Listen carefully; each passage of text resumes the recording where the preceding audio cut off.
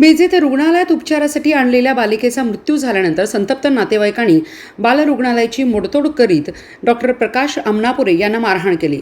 या मोडतोडीत वैद्यकीय साहित्य व मालमत्तेचे लाखोंचे नुकसान झाले। याबाबत गांधी चौक पोलिसात 7 जणांविरुद्ध गुन्हा दाखल करण्यात आला असून या घटनेचा मिरज IMA कडून निषेध व्यक्त करण्यात आला आहे। मिरजेत गुरुवारी रात्री 11 वाजता बालरोग तज्ज्ञ डॉक्टर प्रकाश अमनापुरे यांच्या अल्फा हॉटेलजवळील स्वप्नील बालरुग्णालयात मुस्तफा शेख राहणार शामरावनगर सांगली यांच्या 13 महिन्याच्या अत्यवस्थ लहान मुलीला उपचारासाठी आणले होते।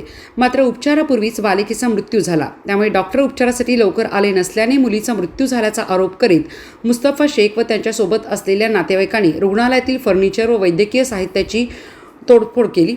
डॉक्टर प्रकाश अमनापुरे यांना मारहाण केली। यावेळी रुग्णालयातील वैद्यकीय साहित्य व मालमत्तेचे लाखोचे नुकसान झाले। तोडफोड व मारहाणीचा प्रकार CCTVत कैद झाला। रुग्णालयात आणलेल्या रुग्णबालिकेची तपासणी व उपचारापूर्वीच तिचा मृत्यू झाला तरीही नातेवाईकांनी तोडफोड व मारहाण केल्याने डॉक्टर प्रकाश अमनापुरे यांनी सांगितले।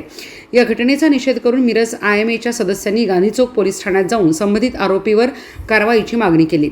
याबाबत पोलीस अधीक्षकांची भेट घेऊन त्यांना निवेदन देण्यात आले। या प्रकरणी गांधी चौक पोलिसात मुस्तफा शेख व अन्य 6 जणांवर गुन्हा दाखल करण्यात आला आहे। घटनेची माहिती समजताच मध्यरात्री महात्मा गांधी चौक पोलीस स्टेशनचे सहाय्यक पोलीस निरीक्षक जयदीप कळेकर यांच्या मार्गदर्शनाखाली PSI उदय कुलकर्णी, पोलीस नाईक नाना चंदनशिवे, चालक कोळेकर बसवराज कुंदगोड यांनी धाव घेत जमावाला पांगवले। त्यामुळे पुढील अनर्थ टळला।